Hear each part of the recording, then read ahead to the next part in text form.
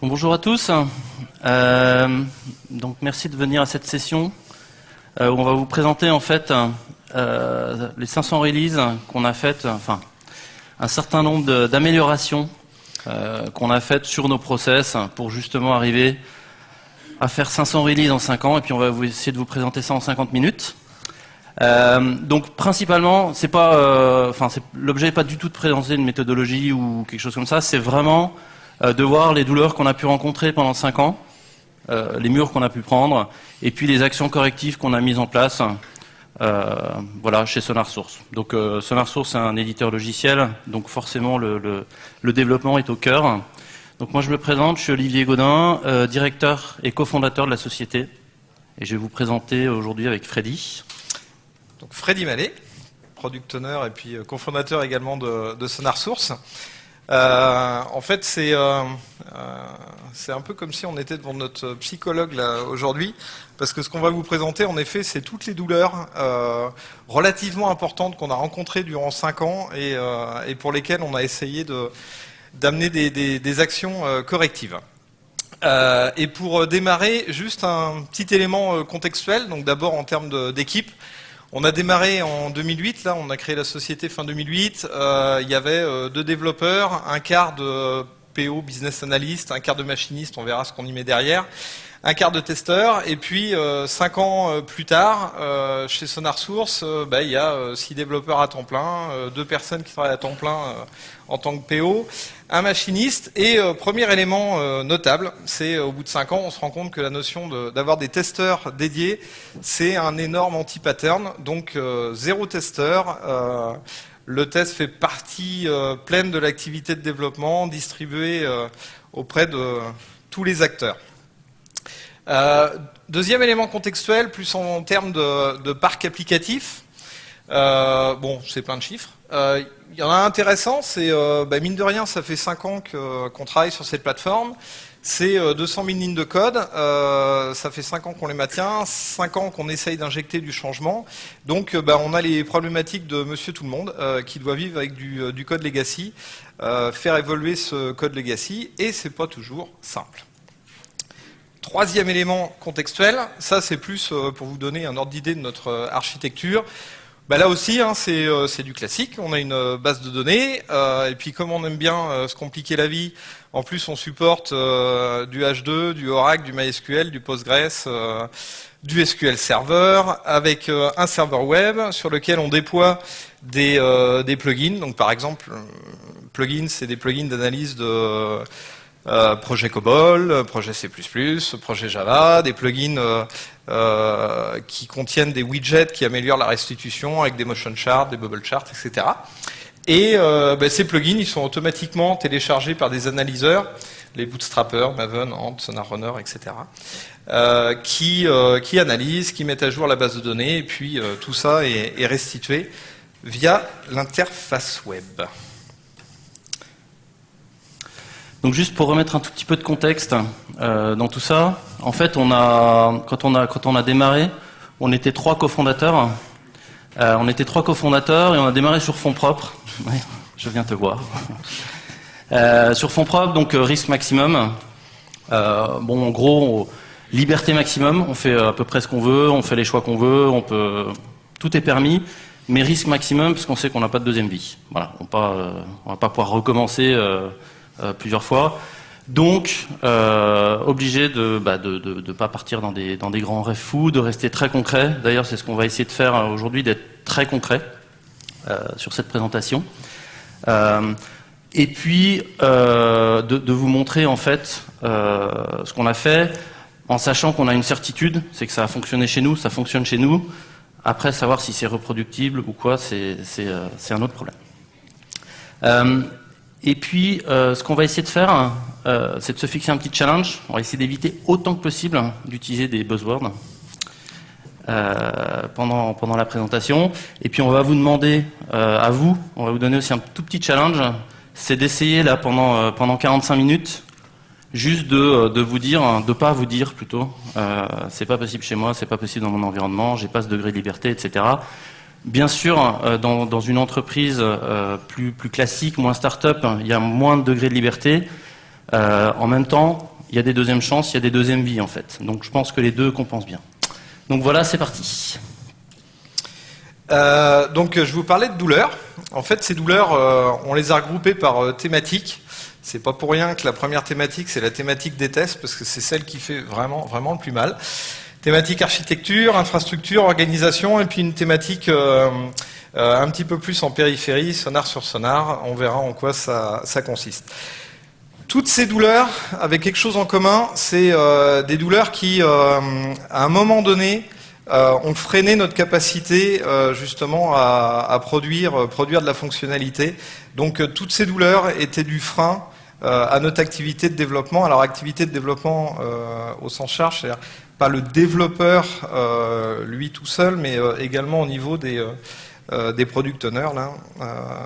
Donc on va voir en quoi ça consiste. Donc premier domaine en fait les tests. Donc je vous disais, c'est pas pour rien.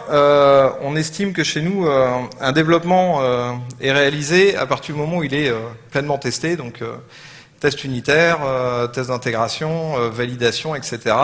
Tant que c'est pas le cas, un développement n'existe pas. Ça représentait donc 50% de nos douleurs. Et la première douleur, c'est aussi la douleur de Monsieur Tout le Monde. C'est trop de régression en production. Et des régressions en production, c'est du temps d'analyse des problèmes, du context switching au niveau de l'équipe de développement, parce que tout d'un coup, il faut détacher quelqu'un pour corriger le bug, pour faire un patch. Ça peut faire effondrer totalement la vélocité d'une équipe de développement. Donc c'est ce qui fait le plus mal. Donc pour parer à ça, en fait, une des choses qu'on a faites, et on a fait ça il y a très longtemps, c'est d'essayer d'automatiser tous les tests. Donc pour ça, on avait démarré on avait fait un petit plugin Maven en fait, qui nous permettait d'exécuter un certain nombre de choses, y compris des tests Selenium, puis de requêter par du JUnit pour récupérer des résultats. En gros, on montait une infrastructure Sonar, on faisait des analyses de projets sur des projets bien connus, on connaît les résultats, et puis ça nous permet de faire de la non-régression. Et on a automatisé autant de tests que possible. Ceci a conduit à une nouvelle chose, c'est la prise en main de ce framework, un petit peu compliqué, les gens avaient du mal à se l'approprier, et en gros, quand on avait des alertes, qui étaient des bonnes alertes, il fallait pas mal de temps pour arriver à comprendre d'où venait le problème. Donc ce qu'on a fait, c'est on s'est dit, il faut absolument qu'on arrive à tourner les tests d'intégration qu'on soit sur la même cinématique que les tests unitaires, qu'on puisse avoir le même retour sur investissement. Donc en gros, en fait, écrire un test d'intégration pour un développeur, ça revient exactement à faire la même chose qu'écrire un test unitaire, donc un test JUnit, et puis dans ce test JUnit, on va dire, je veux démarrer un sonar, sur sonar, je veux déployer le plugin PHP en version 1.1, je veux analyser tel projet, et puis je m'attends à trouver un fichier qui a été analysé qui s'appelle mat.php, et puis dans ce fichier-là, en fait, j'ai 215 lignes de code. Donc l'idée, c'est que le développeur, il écrive ça de manière tout à fait naturelle, qu'il puisse l'exécuter en local relativement facilement, sans contrainte en fait importante locale. Il nous reste un petit effort à faire, c'est les temps d'exécution. C'est-à-dire malgré tout, ces tests d'intégration, il y a un temps de bootstrapping qui est plus important que les tests unitaires, et c'est la seule différence en fait actuellement chez nous entre un test d'intégration et un test unitaire, c'est la capacité, c'est le temps d'exécution. Et là, juste pour la petite histoire, en fait, en discutant durant des Vox, je me rends compte que des frameworks de tests d'intégration comme ça, chez des éditeurs comme Nuxeo ou XWiki, c'est pareil, il y a des propres frameworks qui permettent comme ça d'écrire en fait les tests d'intégration comme on pourrait écrire des tests JUnit. Discussion avec Nuxeo d'hier. A priori, chez eux, ils ont même plus l'overhead lié à l'initialisation d'un contexte qui peut être un peu important. Et là, tout d'un coup, à partir du moment où on a automatisé les tests d'intégration. Alors, on n'a pas parlé des tests JUnit et de l'intégration continue parce que c'est une évidence. À partir du moment où on a totalement automatisé les tests d'intégration, il y a un nouveau paradigme qui s'offre à nous. Ce nouveau paradigme, c'est quand on fait des sprints classiques Scrum, il y a un context switching qui se fait systématiquement en fin de sprint. C'est-à-dire que on veut pas valider les fonctionnalités au cours du sprint parce qu'on se dit mince, si je les valide au cours du sprint, il y a peut-être un autre développement qui va m'amener une régression. Donc mes validations, je les fais en fin de sprint au bout de 3 semaines, 1 mois.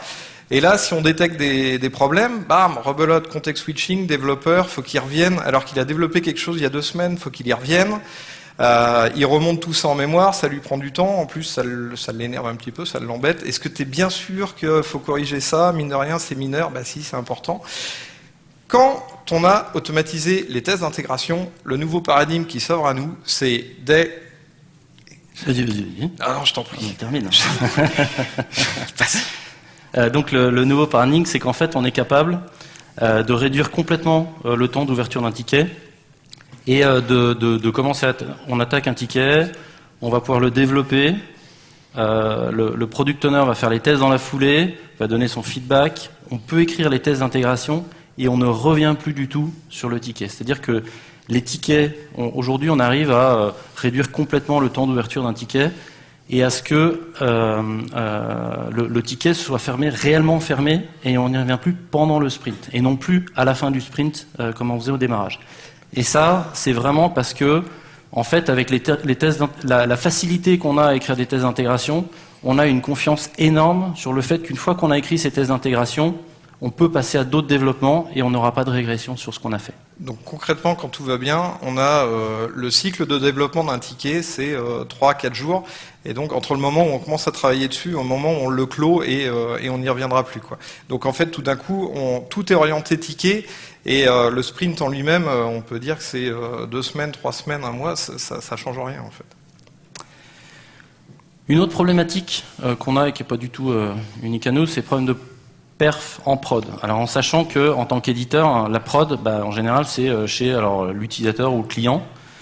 Donc des environnements particuliers avec des spécificités, des données particulières évidemment. Donc ce sont des choses qui coûtent super cher à investiguer parce que déjà, il faut arriver à reproduire, ce qui est souvent assez compliqué. Et 2, quand on arrive à reproduire, souvent il va falloir impliquer un développeur, il va falloir débugger, et les coûts de correction sont souvent très élevés. C'est-à-dire qu'en général, un problème de perf va nécessiter un changement d'implémentation, dans le meilleur des cas, potentiellement un changement d'API. Donc c'est très très coûteux. Et là,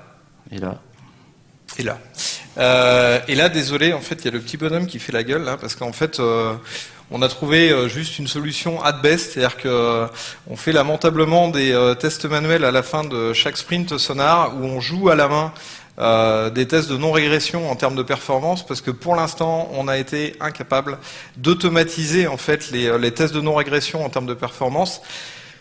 Parce que automatiser ça, c'est possible. Par contre, faire en sorte d'obtenir aucun faux positif sur des tests de performance, c'est super costaud. Et pour l'instant, on n'a pas réussi, mais on travaille dessus. Donc, test manuel à la fin de chaque sprint. Et même quand il n'y a pas de régression, on essaie quand même de trouver quelque chose pour diminuer encore les temps de traitement. Là, ça fait un peu écho à la présentation de la keynote de ce matin là, de Alexis qui disait mais on évolue en fait dans un périmètre limité, la notion de quota, on n'est pas là pour consommer à outrance. Bon là c'est pareil, il y a une sensibilité, les perfs, on n'est pas là pour bouffer en fait toute la capacité CPU, mémoire, machin, il faut que ça tourne, quoi. Ah oui, c'est encore moi.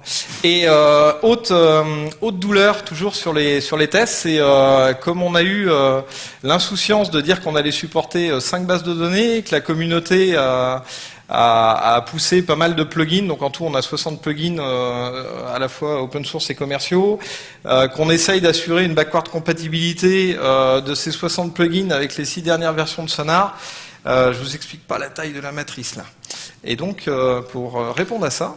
Donc pour répondre à ça, en fait, on utilise des jobs matrices, les jobs matrices de Jenkins, dans lesquels en fait on a des jobs génériques qui s'exécutent sur toutes sortes d'environnements. Donc pour les tests d'intégration de Sonar, on teste sur toutes les bases. On a 15 modules de tests d'intégration qui sont testés sur les 5 bases. Donc ça fait déjà pas mal de combinaisons. Et pour la partie plugin, en fait, on combine. Donc on teste toujours le tronc d'un plugin avec le tronc de la plateforme. Et puis après, on combine la dernière version du releasé du plugin avec la dernière version de la version snapshot de Sonar et vice versa. Et tout ça tourne tous les jours, au moins une fois par jour. Ça tourne beaucoup plus pour la plateforme Sonar, parce qu'on a besoin de feedback très rapide. Mais sur la partie plugin, en fait, on tourne ça au minimum une fois par jour. Voilà, donc c'est terminé pour la partie test. Donc le deuxième outil dans la boîte à outils au service du développeur, c'est la partie architecture qui nous permet de maximiser en fait la capacité de développement des développeurs. Donc problématique qu'on a eue au démarrage dans les premières versions de Sonar, en fait, c'était que tout était dans une application simple et que pour avoir une nouvelle fonctionnalité, on était obligé de réaliser l'application, ce qui semble assez logique. Le problème qu'on avait, c'est on avait une communauté qui souhaitait participer, mais cette communauté, pour être capable de participer, il fallait qu'ils s'approprient complètement la plateforme et qu'ils soient capables de venir développer dedans, en sachant que nous, de notre côté, on n'avait pas forcément envie de donner des droits d'accès à tout le monde directement. Et la deuxième chose, c'est qu'on commençait à sentir que paralléliser les développements au sein de Sonar, c'était un petit peu compliqué. Donc on avait une application bien monolithique. Donc là, la réponse, elle est aussi assez standard. On s'est dit, pour pouvoir paralléliser des développements, faut faire des API, il faut faire en sorte qu'un maximum de code repose sur ces API. Donc là, 2/3 de notre patrimoine, en fait, sont des plugins. Alors au pays des API, tout n'est pas rose, parce qu'après il faut gérer les API. Et là, des API, ça vit. Faut mettre en place des stratégies de dépréciation. Donc ça amène d'autres complexités. Par contre, ça a un énorme intérêt, c'est tout d'un coup, on est capable d'avoir 4-5 développements en parallèle, sans dépendance entre eux. Parce que la pire des choses quand on développe, c'est les dépendances entre développements qui tirent énormément de complexité, en fait. Donc API. L'autre problème qu'on a rencontré, donc ne comptez pas sur moi pour dire que Hibernate ORM et GWT c'est de la merde. Je ne le dirai pas. Je ne les dirai pas parce que je ne le pense pas. Même si on les considère désormais comme des vrais maillons faibles en fait dans notre infrastructure. Quand on a bootstrappé Sonar, c'est deux outils qui nous ont aidés à aller relativement rapidement. Et puis, il y a un moment donné, on est à un stade de maturité où on a envie de reprendre la main, en fait. Donc, on passait notre temps à garantir qu'on désactivait les 2 niveaux de cache dans Hibernate. On passait notre temps à dire à Hibernate, ne fais pas la requête, c'est nous qui allons dire exactement quelle requête faut faire. GWT... Passer notre temps à attendre la fin des builds. Ouais, alors ça c'était un problème. Et puis, vous l'avez bien senti, depuis quelques mois, on parle d'HTML5, on n'a qu'une envie, c'est d'injecter des frameworks un peu tendance JavaScript. Et puis là, tout d'un coup, on se sent vachement à l'étroit, donc on s'est dit, il faut qu'on soit un peu barbu. Voilà. Donc on est passé, on a changé de framework. Donc comme disait, enfin on est en train de changer de framework. Ça ne se fait pas du jour au lendemain. Comme disait Freddy, on jette certainement pas le bébé avec l'eau du bain. C'est-à-dire que on passe aujourd'hui à ces frameworks parce qu'ils correspondent mieux à notre niveau de maturité. Dans 2 ans pour la présentation, 7 ans, 700 releases et en 70 minutes. Non, 50 minutes. Ah. Peut-être que ces 2 frameworks en fait seront sur la page précédente, tout simplement. C'est les frameworks pour nous d'aujourd'hui, en fait. Voilà. Donc c'est tout en termes d'architecture. La prochaine partie concerne l'infrastructure, où en fait, on a, comme vous l'avez expliqué tout à l'heure, on a beaucoup investi dans framework de test. Donc du coup, c'est devenu super simple super simple d'écrire des tests. Tout le monde adore écrire des tests. Il y en a de plus en plus, ça prend de plus en plus de temps. Ça génère de plus en plus de problèmes qui sont des problèmes un petit peu à la marge du développement pur. Il faut que ça tourne. Donc, il y a toute une partie infrastructure en fait qu'on a mis au service du développeur. Donc, la première douleur qu'on a rencontrée là-dessus, c'est bon, on n'est pas en train de parler de développeurs qui font 10% de temps de développement. Hein.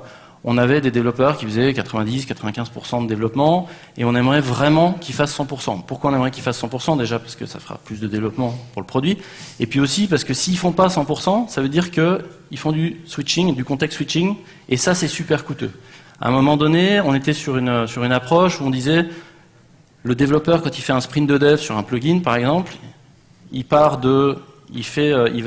construire la liste des tickets qui vont être développés pendant l'itération jusqu'au moment où il fait la release physiquement et il annonce à la mailing list. Donc c'était vraiment un aboutissement, une notion du done qui était super bien. Par contre, généralement cette release elle se fait pas dans la foulée du dev, donc il passait à autre chose, il revenait, ça faisait du context switching. Donc pour résoudre cette douleur. Pour résoudre cette douleur, on s'est dit, un développeur, quand il a fini son développement, il doit juste lever la main et dire c'est terminé, moi je passe à autre chose. Et là, on a embauché une personne à temps plein, en fait, qui fait que du release management, que de l'infrastructure, qui prend la main dès qu'il y a un développeur, justement, lève la sienne. Et puis, le gros intérêt de ça, c'est que dès qu'on parle d'infrastructure, dès que il y a les tests d'intégration qui se multiplient, là on en est à plus de 600, ça pose des problématiques OS, réseau, machin qu'il faut comprendre. Il n'y a pas de raison de demander aux développeurs d'être un expert réseau, système, etc. Donc il y a des personnes qui sont extrêmement compétentes pour faire ça. C'était le machiniste dont je parlais dans mon deuxième slide. Ceci étant, ce machiniste, quand il est arrivé, il avait ça, c'est-à-dire énormément de bruit, et ça c'est une plaie, on en parlait avec Vincent. Les tests d'intégration ont fait en permanence la chasse aux faux positifs, parce que c'est tellement complexe en termes d'environnement que de temps à autre, il y a des faux positifs qui arrivent. Ces faux positifs amènent l'équipe de dev tout d'un coup à être un peu réticent par rapport aux résultats, à remettre en doute la véracité des résultats, à dire ouais mais c'est rouge, mais est-ce que tu es sûr que c'est rouge, est-ce que tu es sûr que c'est lié au développement, moi ça va me coûter d'investiguer, blablabla. Donc tout d'un coup il commençait à avoir un peu de pushback, là, un peu de tension. Donc face à ça. Donc on a créé alors on va utiliser le premier buzzword, DevOps. J'ai utilisé PO tout à l'heure. Ah d'accord, donc ça fait le deuxième. Donc on a créé une équipe DevOps. Alors bon, évidemment, vous avez vu la taille de SonarSource, c'est pas une équipe dédiée 100%, c'est plus quelques heures par semaine, ou bien l'instant d'un sprint, on va mettre des gens ensemble pour résoudre ces problématiques-là. Puisque ces problématiques de faux positifs dans les tests d'intégration, je pense j'imagine vous avez les mêmes problèmes, c'est jamais des problèmes que de dev ou que d'infra. C'est des problèmes qui sont un mix. Et comme disait Freddy, le faux positif tue le test d'intégration. Parce que si on n'a plus confiance si on a un super framework pour écrire des tests d'intégration, mais qu'on n'a pas confiance au runtime de ces tests, les gens n'écrivent plus de tests. Voilà. Donc, une fois qu'on a eu enlevé ces faux positifs, que tout le monde a repris confiance dans les tests d'intégration et s'est mis à en écrire de nouveau de plus en plus, on s'est trouvé face à un autre problème qui était que, en gros, pour des développements, pour avoir un feedback complet, malgré le fait qu'on avait plusieurs machines, etc., il nous fallait à peu près 24 heures pour avoir autant de certitude que possible qu'on n'avait pas de régression. Donc, c'est beaucoup trop long. Et donc l'équipe DevOps s'est attaquée à ça. Ouais, donc ça a été un énorme investissement en fait. Alors que tout à l'heure Olivier vous disait que quand on a créé la société, là, le sentiment d'urgence il était super fort vu que c'était sur fonds propres. Mais malgré tout, on a vraiment investi très très lourdement en fait dans cette équipe d'Evox et David pourra en parler qui est au fond de la salle. Pour régler tous ces problèmes-là, alors là, il n'y a pas de solution magique. Hein. Il y avait à la fois du hard, donc essayer de paralléliser tout ça sur des machines. Il y avait du soft, donc notre framework orchestrator, l'améliorer pour que lui aussi, il essaye de paralléliser au maximum tout ce qu'il faisait. Les tests d'intégration eux-mêmes, qui étaient un peu regroupés de manière monolithique, on les a découpés pour pouvoir relancer uniquement ce qui était pertinent. Et au final, on en est à un stade maintenant où globalement, en une demi-heure après un commit, un développeur, il a la certitude qu'il n'a pas amené de régression fonctionnelle. Sur l'ensemble de la plateforme. Sur l'ensemble de la plateforme. Et un autre truc, un effet de bord très intéressant, c'est aussi les améliorations de perf sur Sonar lui-même, oui. Qu'on a pu amener grâce à ça en fait. On a remis en cause certaines parties de l'architecture de Sonar lui-même. Tout à fait.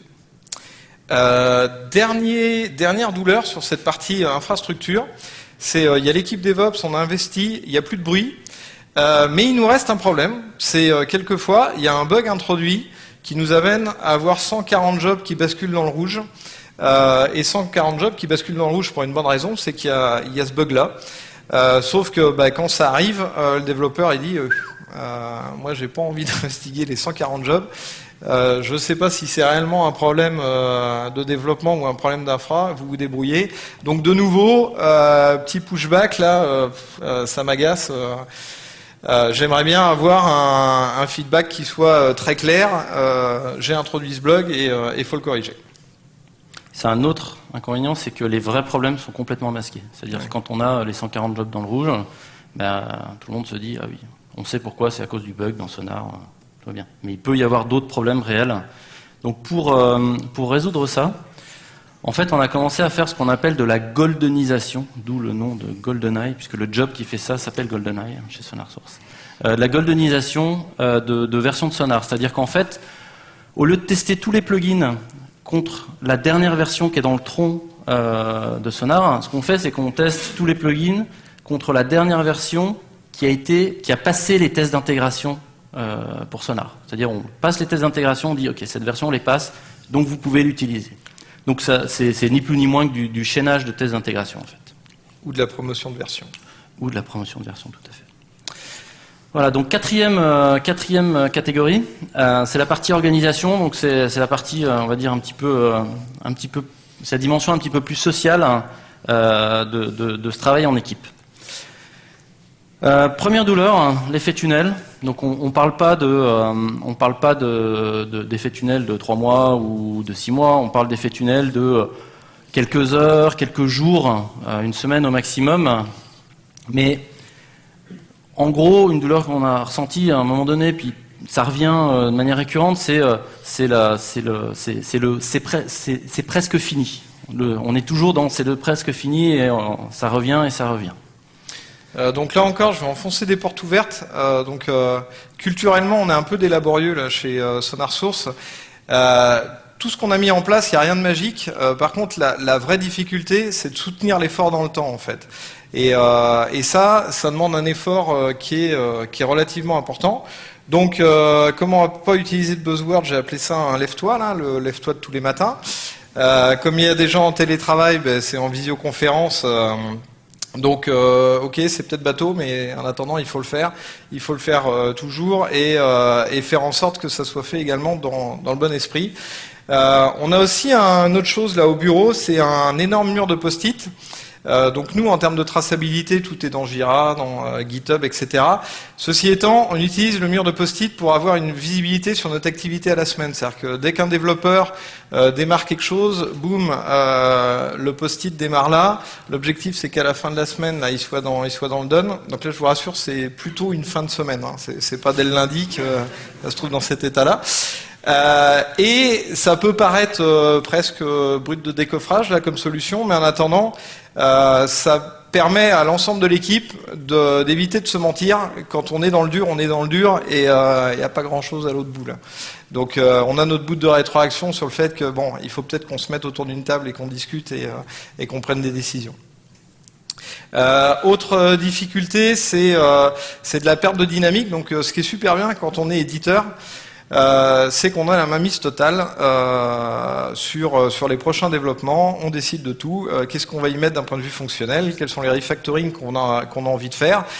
Et c'est tellement vrai que c'est super tentant de temps à autre de dire là on est à 3 jours de la fin du sprint, ça a de la valeur, là ce ticket là, allez on y va, on va peut-être décaler la fin du sprint de 2 jours, mais bon ça vaut le coup. Et puis là, à chaque fois qu'on faisait ce truc là, tout d'un coup, blam, on rentrait dans un faux rythme, c'est-à-dire les 2 jours ça devenait 5 jours, et puis on perdait cette notion de dynamique, donc par rapport à ça. Donc pour résoudre ça, en fait, on a un peu inversé l'approche, c'est-à-dire avant on était sur une approche, on disait dans la prochaine release on veut ça, et puis ça prenait le temps que ça prenait, puis on en rajoutait un petit peu, et là on est vraiment parti sur des boîtes de temps. Donc pour Sonar c'est 5-6 semaines, pour les plugins c'est en général 2 semaines, mais bon des fois c'est simplement 3 jours. Et on se tient à ces boîtes de temps, et c'est le développeur qui, quand il voit que ça va pas rentrer, qui vient pour faire les arbitrages. Ce qui fait qu'on se retrouve, on n'est pas du tout sur... le développeur sait que ça coupe à la fin, et il n'y aura pas de prolongation, donc c'est lui qui revient pour faire tous les arbitrages, pour dire ça rentrera pas, qu'est-ce qu'on fait? Voilà, donc tout ce que vous avez vu là, c'est très très très orienté... productivité, essayer vraiment d'investir au mieux, le temps de développement. On s'aperçoit qu'il y a d'autres douleurs autour qui arrivent quand on essaie de faire ça. C'est typiquement, on se rend compte qu'il n'y a pas vraiment de partage d'informations, et ça c'est accentué notamment par le télétravail. En fait, il y a des gens qui travaillent à distance. On sent qu'on manque de partage. Et globalement, ça vient dire que quand vous commencez à automatiser, boîte de temps, blablabla, il se passe un phénomène, c'est vous avez du mal à souffler. Hein. C'est-à-dire, vous démarrez un sprint, vous le terminez, vous enchaînez, et ça manque de période de respiration. Donc là, c'est une toute petite action de correction qui a été entreprise par les développeurs, mais c'est pas du tout encore optimal. C'est par rapport à la nécessité de partager de l'information, discuter des nouveaux frameworks, des nouvelles API, des manques en fait d'un point de vue technique. Les développeurs, donc on a deux équipes en fait de dev, une équipe langage, une équipe sur la plateforme. Ils s'organisent régulièrement, donc une fois tous les 2 semaines environ, des coffee breaks. Donc là, pendant 2 heures, c'est par les développeurs pour les développeurs, pour échanger un maximum. Ça remplace pas ce besoin là de respirer. On en reparlera un petit peu plus tard. Et donc là, on a parlé des douleurs en termes de thèse, d'architecture, infrastructure, organisation. On arrive sur quelque chose d'un tout petit peu connexe, mais vous allez voir pourquoi on en parle. C'est Sonar sur Sonar, donc on utilise notre utilisation en interne de Sonar chez SonarSource. Qui est une grande chance et qui n'est pas possible pour... ça dépend ce qu'on développe en fait en tant qu'éditeur. Si on développe des solutions pour les développeurs, on peut le faire. Si on développe des solutions pour autre chose, c'est beaucoup plus compliqué. Ouais. Et donc... on a beau être un projet open source, on a beau avoir de l'activité sur la mailing list, parce que là on doit en être tout cumulé à 1400 emails qui sont échangés tous les mois sur la mailing list utilisateur. En attendant, et même quand on a vraiment envie de comprendre là les difficultés qui sont rencontrées par les utilisateurs, rien ne vaut le fait de ressentir ces difficultés par soi-même et d'être en avance de phase par rapport aux difficultés rencontrées par les utilisateurs dans l'usage de son produit. Ne serait-ce qu'en termes, par exemple, d'administration du produit, d'interopérabilité avec les autres systèmes, etc. C'est quelque chose, c'est dur d'avoir du feedback. Donc là, ce qu'on fait, c'est qu'en fait, évidemment, on utilise Sonar. On ne pourrait pas faire autrement. En fait, on a une instance sur laquelle on a tous nos projets, qu'ils soient open source ou closed source. C'est à peu près 200 000 lignes de code, et qui est utilisé très régulièrement par les développeurs. Donc ça a plein d'avantages. Ça fait qu'il y a de l'émulsion d'idées, c'est-à-dire les trucs qui marchent pas, on le sait assez rapidement. Ça crée des nouvelles idées, et ça nous donne une instance de prod qu'on maintient dans le temps avec de l'historique. Donc on a vraiment notre instance de production. C'est lui. C'est moi, c'est lui. Moi, je suis à 82%, il a 73% de couverture de code. Je l'explose. Merci de l'avoir noté. Il y en a qui ne pouvaient pas lire.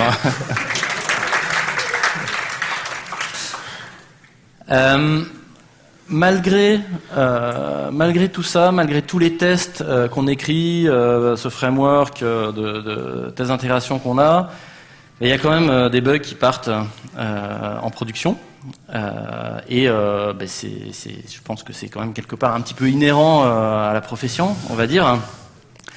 Et notamment pour nous, ce qui est compliqué de tester dans des tests d'intégration qui sont parfaitement isolés, c'est tout ce qui concerne les données historiques en fait. C'est-à-dire, ok, je fais telle action sur une base, je fais telle action sur une base de données qui a déjà vécu depuis 3, 4, 5 ans. C'est très compliqué. C'est très compliqué à reproduire en fait dans des tests d'intégration. Donc avoir une base de données véritable, c'est assez compliqué.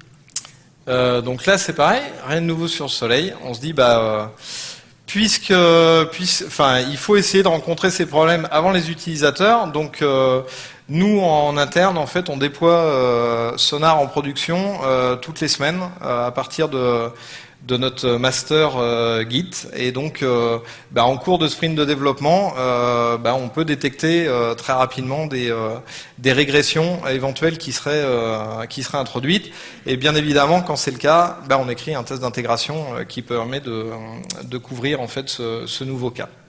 Et le petit effet de bord qui est assez sympathique, oui. Par rapport à ça, c'est que en fait en cours de développement les développeurs ont du feedback sur ce qu'ils sont en train de développer. C'est-à-dire, tout le monde commence à utiliser les nouvelles fonctionnalités, donc ils ont du feedback, ce qui permet d'ajuster. Et dernière douleur, c'est donc Sonar sur Sonar en interne. Donc forcément, comme on fait le produit, on n'a pas besoin de motiver les gens pour utiliser le produit. Ceci étant, on se rendait compte qu'il y avait de l'hétérogénéité dans la manière d'utiliser le produit. Et puis, quand on partait en production, quand on voulait faire une release, finalement, il y avait rien de clair sur est-ce qu'on peut réellement partir ou pas, si on a rajouté de la dette, enfin, pas net. Donc, on a défini ce qu'on appelle un quality gate, qui est en gros la liste des critères qui font qu'une version de Sonar peut partir en production. C'est-à-dire, en gros, on a le release manager qui dit est-ce que ça, c'est fait? Est-ce que c'est bon? Est-ce qu'on suit les exigences? Évidemment, c'est automatisé, et puis ça va même plus loin que ça tourne tous les jours. Donc aujourd'hui, les règles, on les a écrites là. Donc c'est les tickets Giraclo, ça ce n'est vrai que à la toute fin. On veut une note de scale A. Pas de violation non revue, pas de violation bloqueur, pas de violation critique. Et puis on en a rajouté un récemment. C'est sur tout le nouveau code, donc soit du code mis à jour ou vraiment du nouveau code. On veut au moins 80% de couverture par les tests. Donc pas le code legacy, uniquement le nouveau code mis à jour. Voilà, donc c'est la fin des douleurs. On vous a fait une revue, puis en fait, quand on a préparé cette présentation, on a aussi discuté d'autres choses. C'est petit à petit, en rencontrant ces douleurs et puis au quotidien, on a un certain nombre de principes. Alors, principe est un bien grand mot, mais de réflexes, on va dire, qui apparaissent maintenant sur notre manière d'appréhender les problèmes. Et puis on voulait aussi vous en parler. Donc c'est tout sauf exhaustif, hein. C'est juste 2-3 trucs pris, pas pris totalement au hasard. Les développeurs, si on n'y prend pas garde, au bout de 2 ans, un développeur, ça peut ressembler à ça en fait. Qu'attend que ça compile localement, qu'attend que les tests d'intégration ils soient exécutés, qu'attend que son PO il ait validé les tests fonctionnels, il attend. Et donc, ce sur quoi on lutte énormément, c'est justement diminuer au maximum son temps d'attente. Et typiquement, vraiment, GWT, la raison majeure pour laquelle on a déprécié GWT et on l'élimine progressivement, c'est on avait un build de Sonar qui durait 5 minutes, on enlève GWT, il dure 2 minutes, et c'est monstrueux en fait. C'est monstrueux. Donc exit GWT. Le développeur ne doit pas attendre. Là, ça c'est la métaphore de l'oignon. Vous allez voir, c'est... Donc ça, c'est une autre chose sur laquelle on a appris vraiment à être très prudent et très vigilant. C'est quand on a un problème, je l'ai effleuré tout à l'heure, mais quand on a un problème, de faire attention, de pas laisser ce problème. Typiquement, on a un test d'intégration qui plante, parce qu'on fait un changement de fonctionnalité. On sait que dans la semaine qui vient, on ne sera pas en mesure de corriger ce test d'intégration parce que ça n'a pas de sens puisqu'on est en train de complètement changer la fonctionnalité. Le problème de laisser ce test en rouge, c'est que dans le même temps, on va accumuler les problèmes. Alors on ne s'en rend pas compte du tout, hein. Tout va très bien. Et quand on résout notre problème, eh ben là on commence à éplucher l'oignon en fait. C'est-à-dire que ensuite on n'a plus que nos yeux pour pleurer. Et on pleure beaucoup. Hein. Et on pleure beaucoup. Et ça prend des jours et des jours et des jours. Et on regrette le fait d'avoir dit, si on avait skippé le test, mais finalement tous ces problèmes qu'on a maintenant et qu'on dépile une semaine après, on aurait pu les dépiler au fur et à mesure et on ne serait pas dans cette situation. Donc c'est vraiment quelque chose sur lequel on essaie d'être vigilant. Je dis ça, on l'est, et puis régulièrement, on cède à la tentation. Non mais on fait pas, ça arrive. Rebelote, tout ce qu'on dit là, c'est évident, c'est simple, machin. En attendant, ce truc-là, ça a bien dû arriver 7 à 8 fois. En conscience, on se dit, ouais, mais là, c'est normal, on va le laisser pendant 3 jours, et bam, ça arrive, et là, on met 2 jours derrière à rattraper les pots cassés, quoi. À réparer les pots cassés. Ouais. Proactif, réactif. Donc, quand on a démarré la société, il n'y avait pas une communauté qui était importante. On n'avait aucun client. Donc là, c'est super simple. On a la main totale sur la roadmap. Personne ne nous demande rien. On trace la route, on fait ce qu'on veut. Et puis là, vous commencez à avoir une communauté qui grossit. Heureusement, vous commencez à avoir des clients qui payent et qui sont exigeants, qui aiment bien le produit et qui commencent en fait à amener de la pression. C'est-à-dire qu'ils disent à vouloir influencer la roadmap. Influencer la roadmap. Moi, j'ai ce besoin-là. J'ai envie que ça rentre. Et puis à la rigueur, s'il faut payer, je vais payer, mais faut que ça rentre. Et là, c'est super dur de résister à ça en fait. Et qu'est-ce qui se passe si on ne résiste pas? C'est tout d'un coup, on passe en mode réactif. C'est-à-dire que on va dire très bien, il y a tel client qui nous demande de patcher pour amener ce petit correctif qui est pourtant pas bloquant pour les autres personnes, mais il demande, il est prêt à payer. Et on va faire une branche. Ah, les branches. Les branches, c'est mal. Et puis là, tout d'un coup, contexte switching. C'est pareil quand vous faites une branche, ok, mais les tests d'intégration, vous dédoublez là. Et si vous faites 3 branches en parallèle, vous triplez en fait le nombre de jobs. Enfin, c'est vite très complexe. Donc, quitte à décevoir de temps à autre, il y a quelque chose qui nous tient à cœur, c'est on a la main et on garde cette main. Au niveau de la roadmap, on fait relativement peu de bug fix. C'est quand il y en a, c'est que c'est vraiment un bug bloquant. De patch, en fait. De patch, ouais. Et puis, mine de rien, on release tous les 2 mois. Donc, tous les 2 mois, il y a un train de bug là qui est corrigé. Et tout va bien. Voilà. Donc, avant de conclure, quelques points qui sont, on va dire, des points un peu en suspens. Donc un des plus importants, qui est assez challenging en fait, c'est concilier innovation versus productivité. C'est tout ce qu'on vous a montré, on est beaucoup dans un mode, on essaie vraiment d'être très productif, très organisé, très carré pendant les sprints de développement. C'est juste totalement incompatible avec de l'innovation. C'est-à-dire se dire on va délivrer ça et ça et ça pendant une période où on essaie d'innover, de faire vraiment de la pure recherche, c'est juste pas possible. Donc ça, on n'a pas vraiment de solution. Ouais, parce que qui dit innovation dit créativité, qui dit créativité dit ça ne se formalise pas en fait. Un processus de création, ça existe pas. Et donc de temps à autre, on relâche le couvercle. Et puis il y a des gens qui partent dans ce qu'on appelle des sprints innovation. c'est un peu, enfin c'est pas freestyle, mais pendant une semaine, 2 semaines, donc boîte de temps parfaitement définie, on dit on va creuser ce sujet-là. Le seul output qu'on attend, c'est en gros un email de synthèse à l'ensemble de l'équipe qui explique ce qu'on a appris et éventuellement ce qu'on a découvert et qui pourrait faire l'objet d'un vrai développement par la suite. Donc l'automatisation des tests de perf, on en a parlé, c'est le sujet du moment, donc peut-être une prochaine fois on aura un peu mieux à proposer. On espère. Ouais, la diététique des développeurs, hein, donc on pense que vraiment en changeant le régime pizza-bière, hein, on doit pouvoir améliorer pas mal la productivité. Et puis tout ce qui est télétravail, ça a ses limites, on essaie de combattre. Ouais, d'ailleurs, télétravail et diététique des développeurs, c'est 2 choses qui sont intimement liées.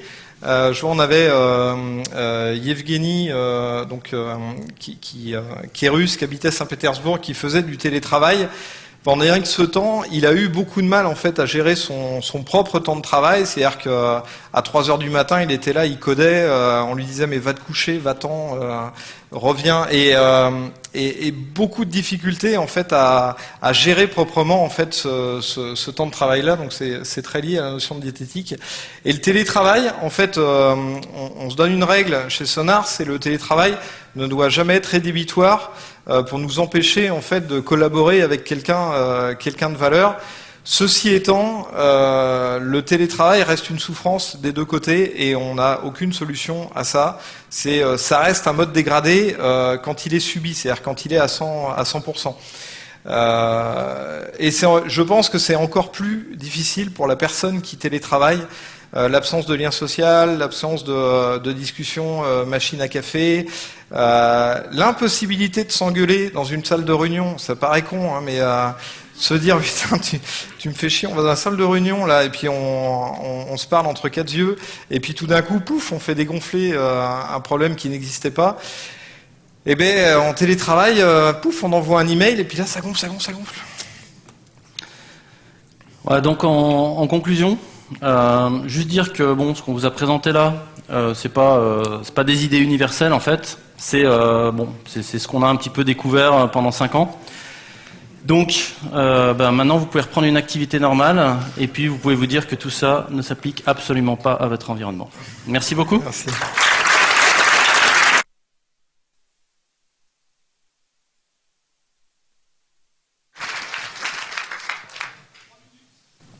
Ah non, il n'y a pas de 3 minutes. Si, il y a 3 minutes pour des questions. Ouais.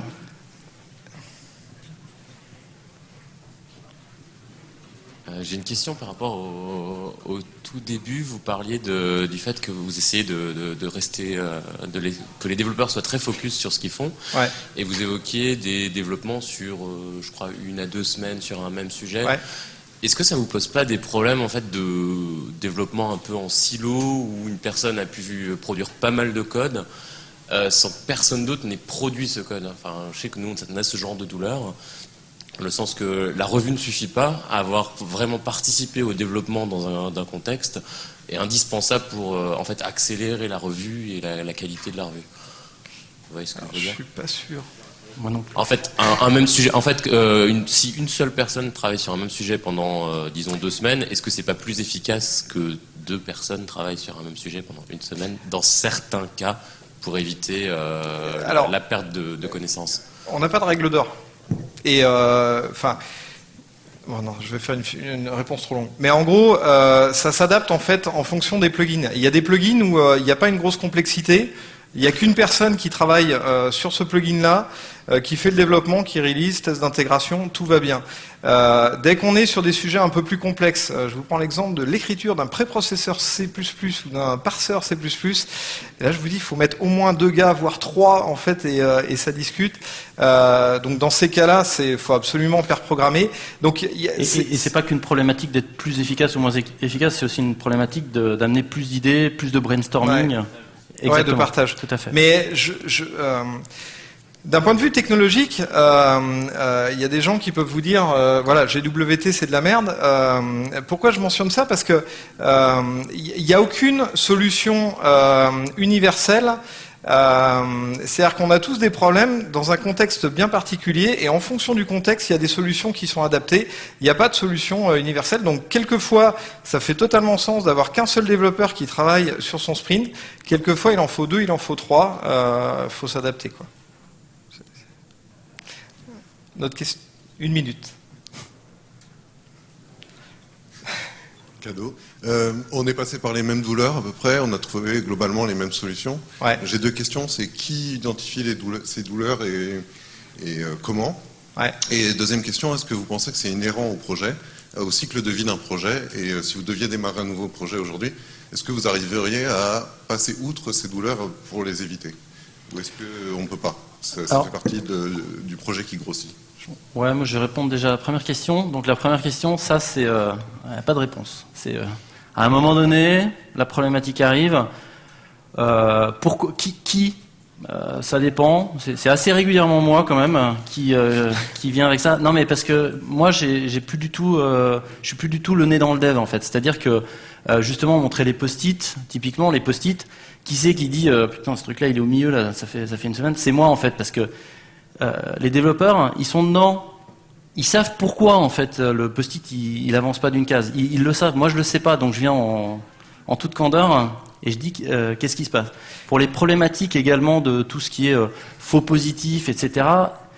Je veux dire, il y a quand on est le nez dedans, on voit plus. Donc c'est assez intéressant d'avoir un regard extérieur là-dessus. Ceci étant, culturellement dans l'entreprise, il faut avoir ce message très clair de tout le monde a le droit de l'ouvrir sur quoi que ce soit.